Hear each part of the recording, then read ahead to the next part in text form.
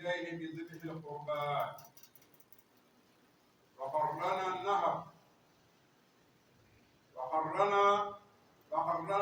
له بالصلاة مع كمال القرآن. وأشهد أن لا إله إلا الله ذو الفضل والامتنان.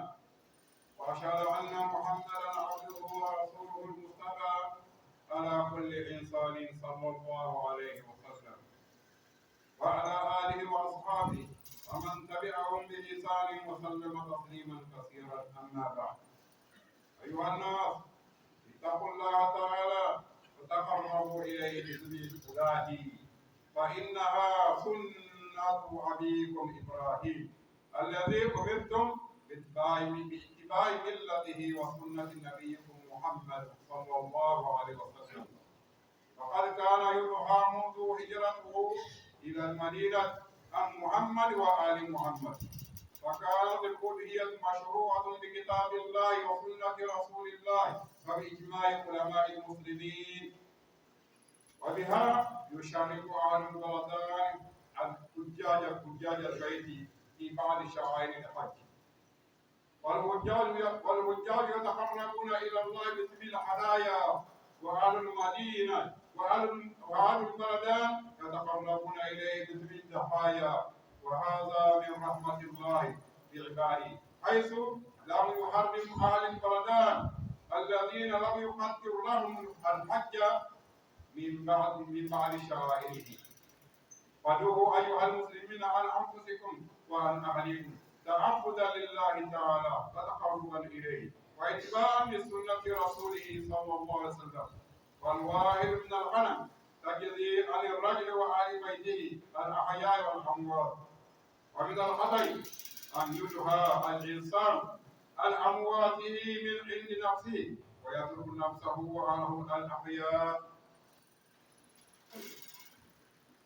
وأشد قطعا من ذلك من يدعى عن الميت أول سنة يموت يسميها أضحية الكفر، ويعتقد أنها واجبة وأنها لا يشرك فيها أحدا، وهي من الحقيقة بدعة لا أصل لها في كتاب الله تعالى ولا في سنة رسول الله صلى الله عليه وسلم ولا في عمل الصحابة رضي الله عنهم فيما نعلم.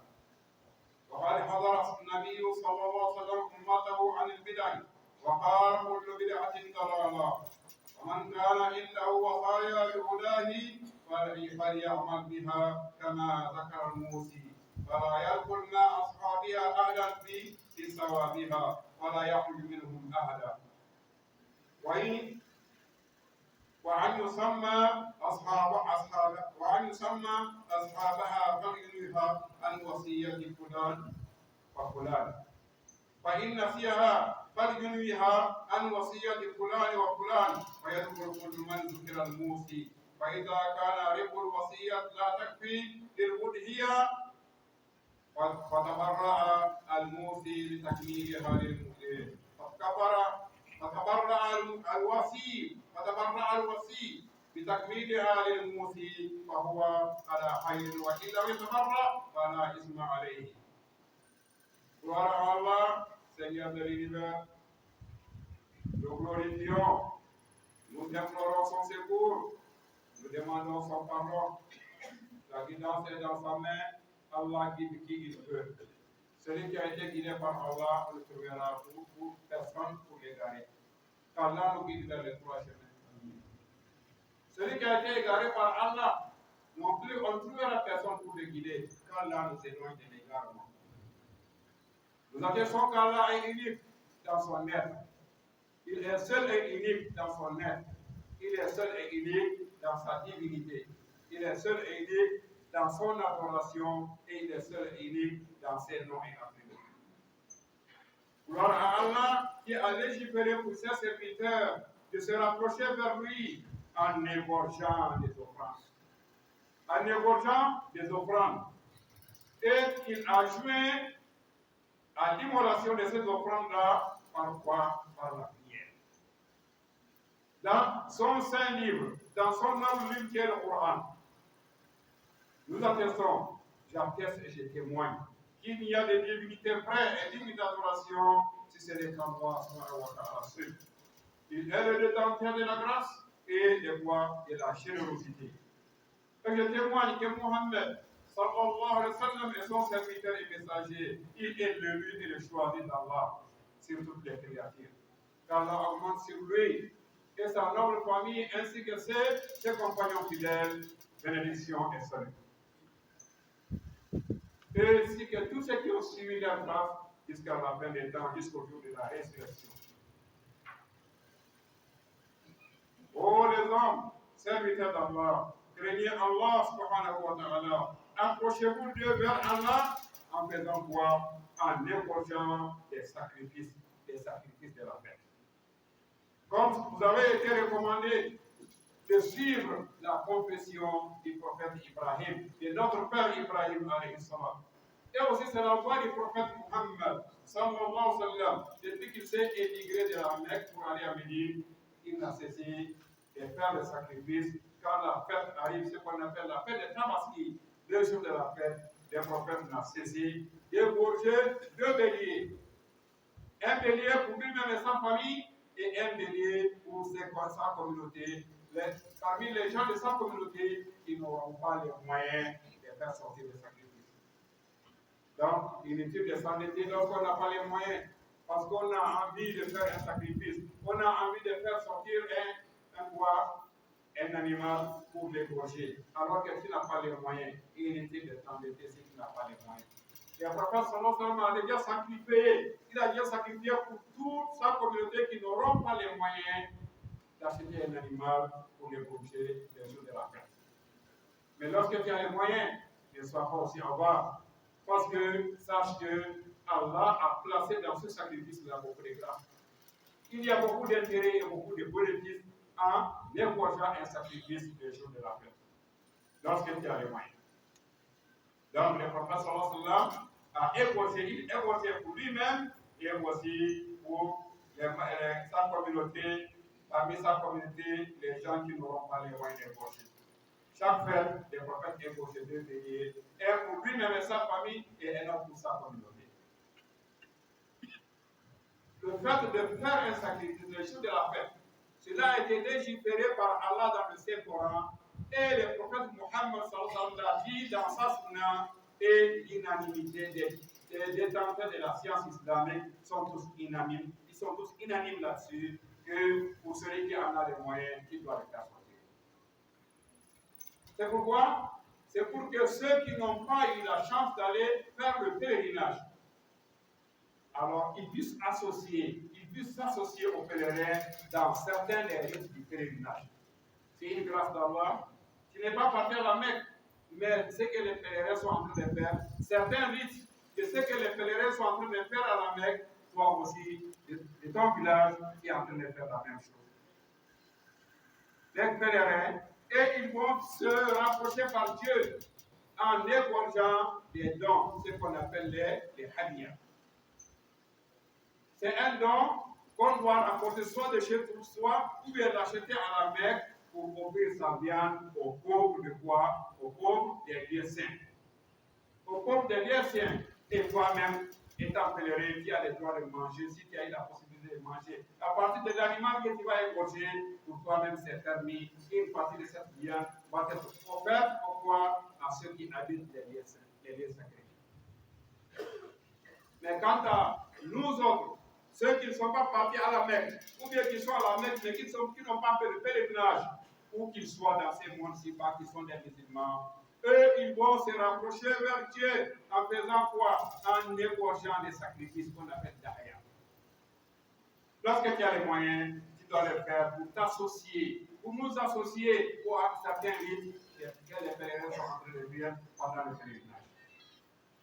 C'est une grâce et une miséricorde d'Allah. Allah a accordé à ses serviteurs. Parce qu'il n'a pas privé ceux qui ne sont pas partis à la Mecque ou ceux qui n'ont pas fait de pèlerinage, ils n'ont pas été privés d'effectuer certains des rites du pèlerinage. Serviteurs d'Allah, chers frères musulmans, alors faites sortir des sacrifices.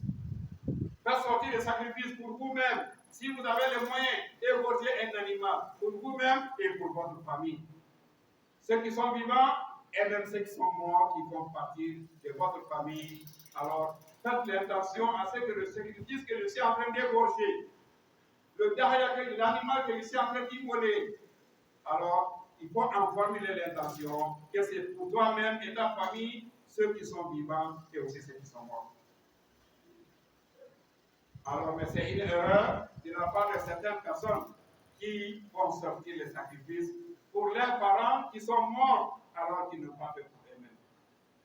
Mais lorsque tu fais pour toi-même, tu fais en formuler l'intention pour que tes parents qui sont vivants et qui sont morts soient associés à la récompense du sacrifice que tu es en train d'ébaucher. Et ce qui est encore plus grave comme erreur, c'est que dans certains villages, peut-être que nous en Afrique c'est rare, mais dans les pays arabes, lorsque quelqu'un meurt, la première année où il est mort, ils vont faire sortir un sacrifice pour lui, que ça c'est le sacrifice de la tombe. Alors ça, c'est une bid'a, ça c'est une innovation. Les prophètes ne l'ont pas fait. Allah ne l'a pas recommandé dans le Saint-Coran. Les prophètes ne l'ont pas fait. Et l'unanimité des savants n'ont pas accordé ça comme faisant partie des rites. Donc, cela est une bid'a. Le prophète nous a interdit, il nous a mis en garde contre l'innovation, parce que ça c'est une innovation. En réalité, c'est une innovation. Serviteur d'Allah. Celui qui a les moyens et celui qui a des testaments. Celui chez qui ses amis, ses frères, ses parents lui ont fait un testament. Des gens ont eu confiance à lui, on lui a fait un testament. Avant de mourir, il a écrit dans son testament, il a les biens. Une partie de mon argent, de mes biens, qui ne dépasse pas le tiers. Je vous demande alors de m'égorger chaque année un animal au cours de la fête du Tabaski, pour comme sacrifice. Lorsque tu as ça, tu dois appliquer ça. Et si l'intéressé te dit pour moi-même, ou il te dit pour moi et tel et tel et tel, chaque année, tu dois faire sortir ça. Et lorsque il arrive que les animaux sont devenus chers, ce qu'il avait produit pour ça n'est plus en mesure d'acheter un animal, alors si tu as les moyens de l'aider, pour compléter ça, il faut compléter, Allah va te récompenser. Ce n'est pas une obligation sur toi, mais si tu as les moyens de faire, il faut le faire. Si tu n'as pas les moyens, donc tu attends chaque 2 ans, tu réunis l'argent de chaque 2 ans pour acheter un animal, pour ébaucher pour lui et le nombre de gens qu'il a cités, qu'il n'ajoute personne, qu'il n'enlève personne. Serviteur d'Allah. Le sacrifice que nous allons acheter, que nous allons sacrifier le jour de la fête, doit être parmi les bestiaux. Les bestiaux, c'est quoi? C'est le chameau, la vache, le mouton et le cabri. Ce sont les 4 types d'animaux qu'on doit égorger. Mais il n'est pas permis d'égorger un autre animal qui ne fait pas partie de ces 4-là, même si cet animal-là est plus cher que ces animaux. Il n'est pas permis, par exemple, alors d'attraper une antilope pour dire qu'on va égorger ça les jours de la fête. Pourquoi? Parce que l'antilope ne fait pas partie de bestiaux. Alors, parmi ces animaux que nous venons de citer, qui doit acheter quand même un. Si c'est la vache ou bien le chameau, il est permis à 7 personnes de se réunir pour acheter un seul chameau ou bien une seule vache pour le sacrifier. Si la vache ou le chameau atteint l'âge qui a été estimé, cet âge-là, nous allons en parler tout de suite. Ou bien un cabri, ou bien un mouton. Donc, c'est parmi ces bestiaux-là qu'on doit acheter, qu'on doit sacrifier pour le jour de la fête. C'est une recommandation divine. Allah nous le recommande. Allah a dit dans le Saint-Coran, à chaque communauté, nous avons assigné un rite sacrificiel afin qu'ils puissent prononcer le nom d'Allah sur la fête de Châtel qu'il les a attribué. Par ce noble verset, Allah dit à chaque communauté, il a recommandé un sacrifice, un rituel sacrificiel qu'on doit égorger pour se rapprocher d'Allah. Donc pour nous, c'est de sacrifier un animal le jour de la fête de Tabaski. C'est une recommandation divine pour celui qui a les moyens. Comme je l'ai dit tantôt, cet animal doit être parmi l'un des bestiaux qui a atteint l'âge estimé. Qui est de quoi? En ce qui concerne les moutons doivent avoir au minimum 6 mois. Au minimum 6 mois. Et si c'est un cabri, le cabri doit avoir au minimum 1 an. Et quand c'est une vache, la vache doit avoir au minimum 2 ans. Et quand c'est un chameau, le chameau doit avoir au minimum 5 ans. Si l'animal n'atteint pas ces âges-là, même s'il est grand de taille, même s'il est gros, on ne peut pas l'égorger. On ne doit pas l'utiliser comme étant sacrifice. Parce que le prophète a dit, n'égorgez pas que sont les animaux qui ont atteint là. Une année au moins. Mais quand vous ne trouvez pas, alors sacrifiez le gaza parmi les moutons. Le gaza, c'est quoi? C'est un mouton qui a atteint au moins 6 mois. Mais lorsque tu trouves un mouton qui a trouvé à 1 an ou plus, c'est encore mieux. Et quand tu ne trouves pas, il est permis de sacrifier un mouton qui a 6 mois. Et cet animal doit être quoi? Doit être dépourvu de défauts. Il ne doit pas avoir de défauts à son corps. Donc, on doit vérifier. On doit vérifier l'animal qu'on doit acheter pour l'utiliser comme sacrifice. Si cet animal-là n'a pas de défaut ou s'il a un défaut. Un défaut qui fait en sorte qu'il n'est pas permis de l'égorger comme étant sacrifice. Si par exemple, l'animal est borgne, n'a qu'un seul yeux, un seul œil, il n'est pas permis de le sacrifier. Soit l'œil-là est rentré dans l'orbite, ou bien l'œil-là est sorti. Il n'est pas permis de l'utiliser comme étant sacrifice. Comme il n'est pas permis aussi, alors à un animal boiteux, un animal qui boite, il n'est pas permis de le sacrifier. Quand on voit l'animal, on sait que c'est un animal qui boite, ou bien c'est un animal qui ne peut pas marcher avec les autres animaux qui sont en bonne santé, qui sont bien portants, alors cet animal ne doit pas être utilisé comme étant sacrifice. Comme il n'est pas permis d'utiliser un animal qui est malade, quand on le voit, on voit déjà la maladie, les signes de la maladie. On ne doit pas l'utiliser comme étant sacrifice. Donc, un animal qui est maigre aussi, un animal maigre qui n'a pas de graisse, on ne doit pas l'utiliser comme étant sacrifice. Parce que lorsqu'on a interrogé le prophète Muhammad, sallallahu alayhi wa sallam, on doit s'éloigner de quel animal pour ne pas le sacrifier. Le prophète sallallahu alayhi wa sallam a dit, l'animal qui est borgne, qu'on voit clairement qu'il est borgne. Ou bien l'animal qui est boité, dont les côtelettes sont dehors. Ou bien l'animal qui est malade, dont les traces de la maladie sont visibles. Ou bien l'animal qui est maigre, qui n'a pas de graisse. Ces 4 types d'animaux, on ne doit pas les utiliser comme étant sacrifiés. On a posé la question à Barra ibn Azib. Qu'Allah soit satisfait de lui, puisque c'est un sahaba. Il y a un homme qui lui a dit, moi je déteste de sacrifier un animal qui a un défaut, donc on a coupé une partie de l'oreille, ou bien dont une partie du corps est cassée, ou bien alors où on a diminué une partie de son oreille. Barra ibn Azib lui a dit, ce que tu as détesté, éloigne-toi, mais ne l'interdis pas, parce que les animaux que le prophète a interdits sont bien connus. Donc, un animal où on a coupé une petite partie à son oreille, ou bien on a déchiré, comme on utilise comme signe, cela ne gaspille pas l'animal. L'animal peut être utilisé comme étant un sacrifice les jours de la fête. Donc, comme je l'ai dit tantôt, les 4 types d'animaux qu'on vient de citer, il n'est pas permis de le faire.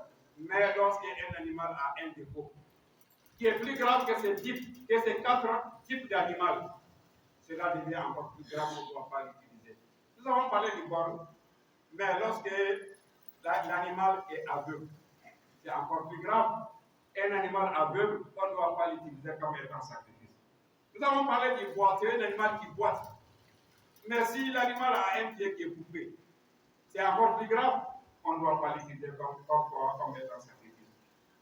On ne doit pas utiliser un animal aussi qui souffre. Un animal qui souffre, il est en danger, il peut mourir. Pourquoi? Parce qu'il a été atteint par quelque chose qui est grave. On ne doit pas l'utiliser comme étant sacrifice. Tel qu'un animal qui a une blessure, une blessure grave qui peut alors être la cause de sa mort, on ne doit pas l'utiliser comme étant sacrifice. Par exemple, un animal aussi qui a été étouffé. Quand on l'a attaché avec la corde lui a étouffé. Il est tellement étouffé qu'il est prêt à mourir, on ne doit pas l'utiliser comme sacrifice.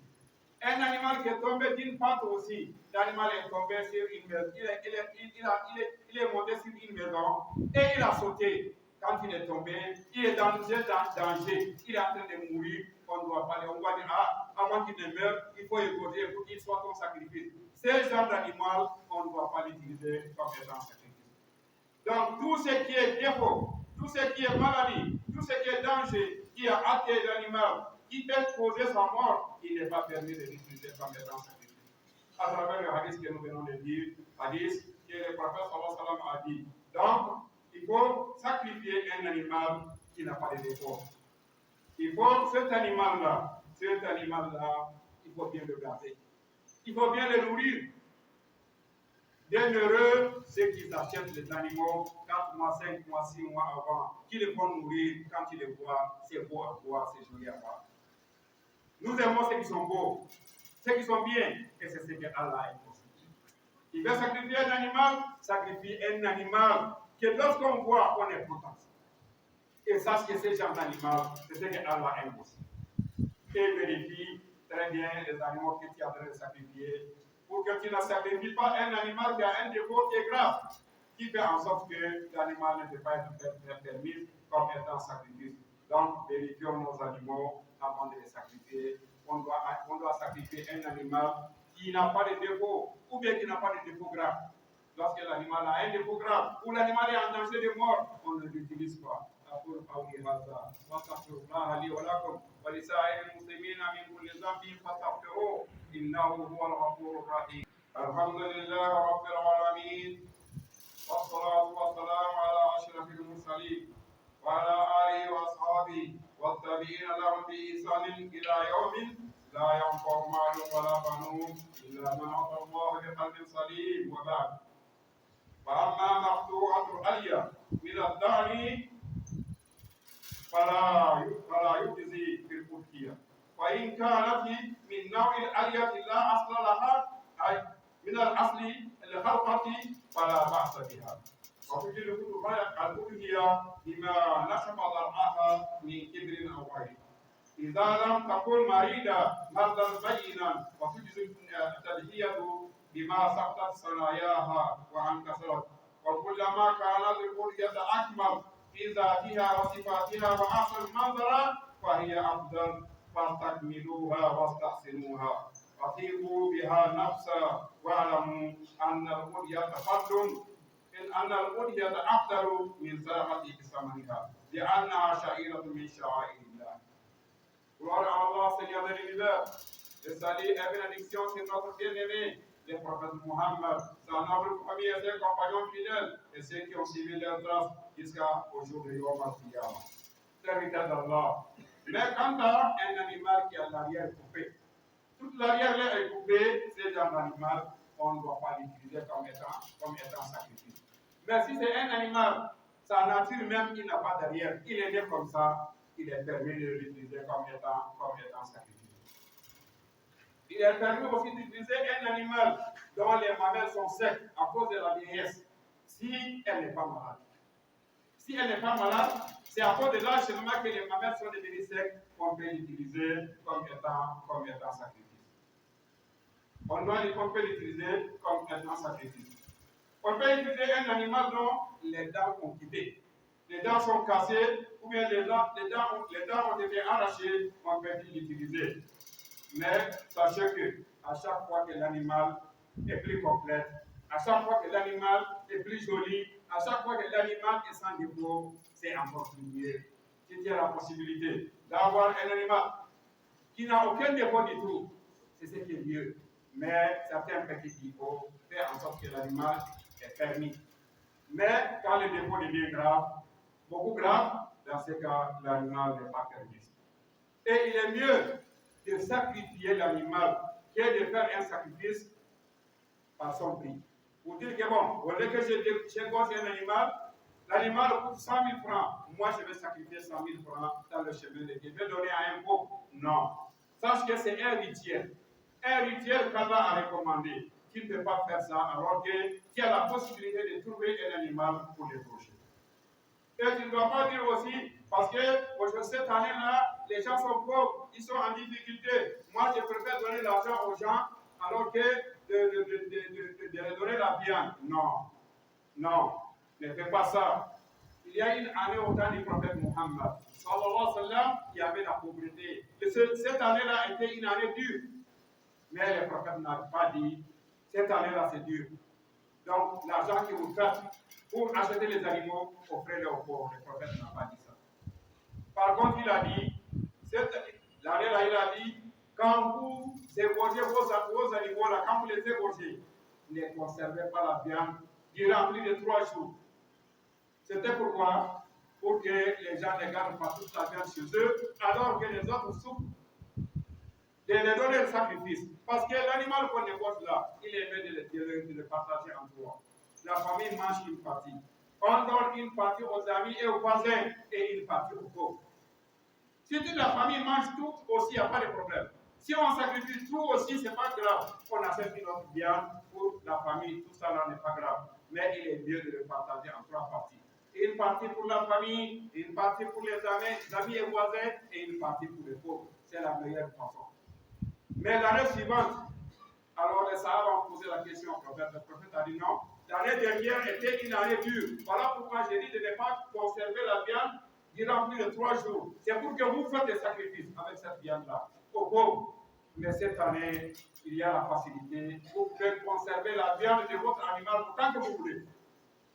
Donc, serviteur d'Allah, tout ça là pour nous montrer que le sacrifice, on le fait sortir pour la cause d'Allah, il est mieux que la famille mange une partie. On donne une partie à la famille et on donne une partie aux amis et aux voisins et une partie aux pauvres. Donc, il est mieux de le distribuer, de le diviser en 3 parties. C'est ça la meilleure manière. Comme je l'ai dit tantôt, si la famille est grande, donc si on dit ça, là, ça ne suffira pas pour la famille et la famille mange tout. Si tu peux aussi donner tout, qui achète la viande pour la famille, ce n'est pas grave aussi. Donc, serviteur d'Allah, celui qui a la possibilité d'acheter un animal, achète un animal. Sache que cet animal-là, ta part là, c'est quoi? Ta part là, sache que tous les poils qui sont sur le corps de l'animal-là, chaque poil sera écrit pour toi comme étant une récompense. En égorgeant un animal, tu auras combien de milliards de barrages, combien de milliards de récompenses, tu auras combien? Les poils qui se trouvent sur l'animal, qui peut compter ça? Qui connaît les noms si ce n'est qu'Allah subhanahu wa ta'ala seul? Donc chaque animal, tous les poils de l'animal là, chaque poil, il les récompense. Chaque poil, il les récompense. Même si c'est des milliards, on va écrire tout ça là dans ton cahier, dans ton compte. Et le jour de Yom al-Qiyamah, cet animal-là viendra. Avec sous toute sa force.